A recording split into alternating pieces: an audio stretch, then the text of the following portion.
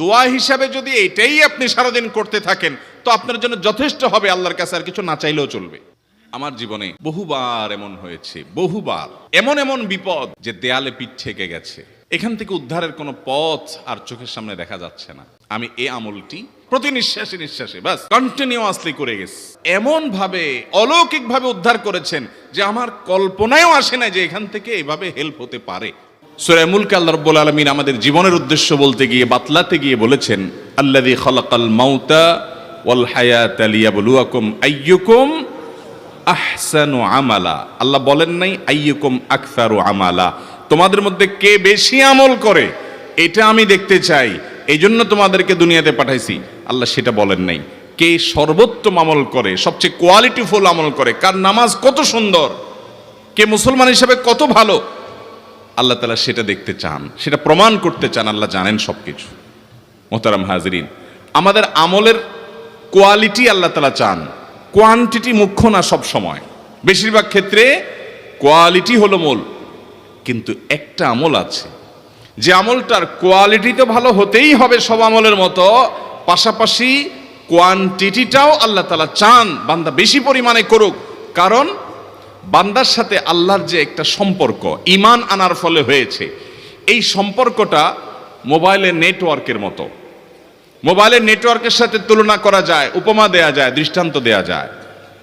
আপনার মোবাইলের যে সিম আপনার সেটে আছে, টাওয়ারের সাথে এই সিমের কানেকশন যত ভালো হবে তত এটা ব্যবহার করে আপনি শান্তি পাবেন, কথা বলে শান্তি পাবেন, কল করতে আপনার কোনো ডিস্টার্ব হবে না, কল কেটে যাবে না, কথা কেটে কেটে যাবে না, কথা স্মুথলি বলতে পারবেন।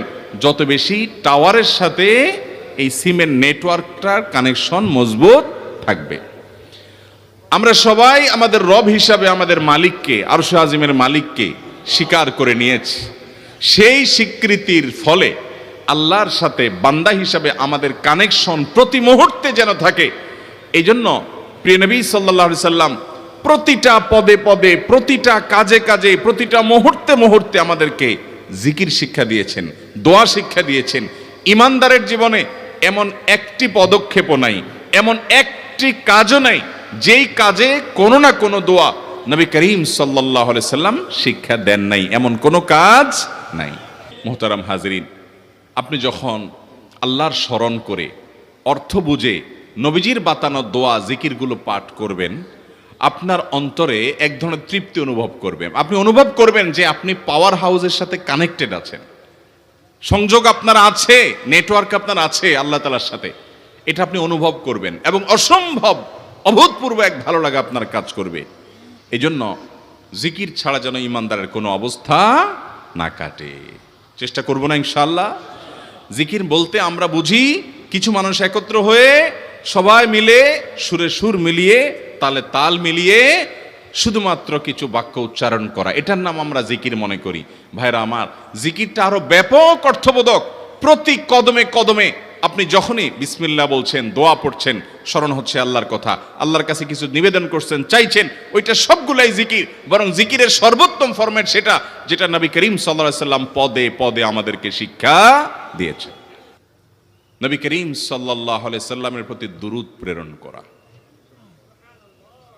নবীজি সাল্লাল্লাহু আলাইহি সাল্লামের প্রতি দুরূদ প্রেরণ করার আমল এরকম আমল, আপনি যদি সারা দিনে শুধুমাত্র নবীজির প্রতি দরুদ প্রেরণ করার আমলটাই জিকির হিসাবে সবচেয়ে বেশি করেন, দোয়া হিসাবে যদি এটাই আপনি সারাদিন করতে থাকেন তো আপনার জন্য যথেষ্ট হবে, আল্লাহর কাছে আর কিছু না চাইলেও চলবে।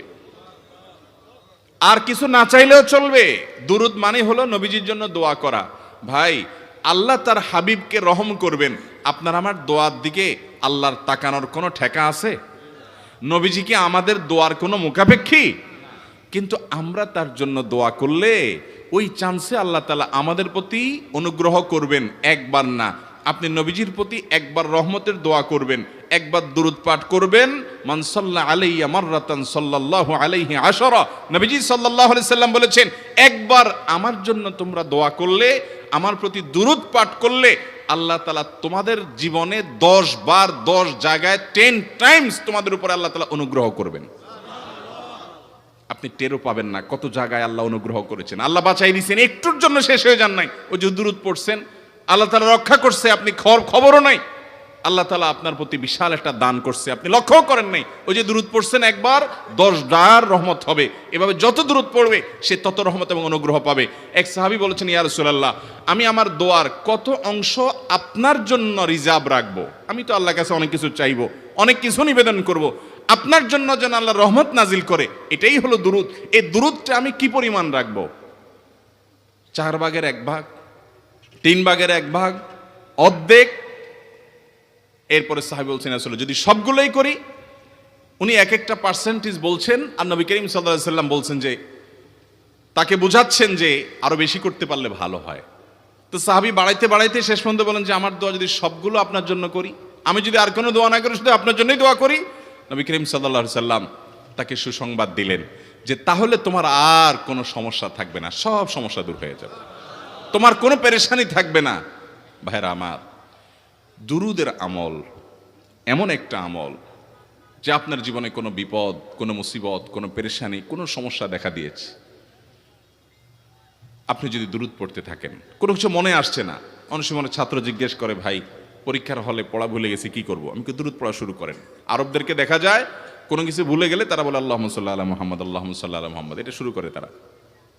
কারণ নবী করিম সাল্লাল্লাহু আলাইহি সাল্লাম এর হাদিস থেকে স্পষ্টভাবে, একটি নয় বহু হাদিস থেকে প্রমাণিত, যে ব্যক্তি দুরূদটা নিয়মিত পাঠ করবে, সালাত আলা নবীটাকে যে ব্যক্তি আঁকড়ে ধরবে, সব সময় তার মুখ থেকে সালাত সালাত সালাম চলতে থাকে, এই ব্যক্তির সকল গুনাহ আল্লাহ মাফ করে দিবেন, সকল পেরেশানি আল্লাহ তাআলা মুক্ত করে দিবেন। ভাইরা আমার, দুরূদের আমলটা এত গুরুত্বপূর্ণ আমল, এটা আমরা করি এখন। অনেকে আছেন যে আনুষ্ঠানিকতা যখন থাকে দুরুদের, মিলাদের, তখন একটু সালাত আলান নবী যেভাবে করেন। আর বাকি অনেকে আছেন যেগুলো করারও কোনো খোঁজ খবর নাই। দুরুদ বেশি বেশি করে পাঠ করবো তো ইনশাআল্লাহ। সবচেয়ে শ্রেষ্ঠ দুরুদ, সবচেয়ে উত্তম দুরুদ হলো দুরুদ ইব্রাহিম, যেটা নামাজে পড়েন। আর সবচেয়ে সংক্ষিপ্ত দুরুদ হলো সাল্লাল্লাহু আলাইহি ওয়াসাল্লাম। এছাড়া নবীজির প্রতি দোয়ামূলক যে কোনো দুরুদই আল্লাহর কাছে গ্রহণযোগ্য হতে পারে, যদি দুরুদের অর্থের মধ্যে, কথা বলার মধ্যে খারাপ কিছু না থাকে। দুরুদের নামে অনেকগুলো দুরুদ প্রচলিত আছে বিভিন্ন বই পুস্তকে, অমুক দুরুদ পড়লে অমুক এত নেকি হয়, বা অমুক দুরুদ পড়লে এতবার পড়লে ওই বিপদ দূর হয়। এগুলো কোনো হাদিস নির্দেশিত না, এগুলো হয়তো কারো তাজরিবা, অভিজ্ঞতা নির্ভর। কিন্তু হাদিস নির্দেশিত দুরুদ হলো দুরুদ ইব্রাহিম, আর সবচেয়ে সংক্ষিপ্ত দুরুদ হলো সাল্লাল্লাহু আলাইহি সাল্লাম।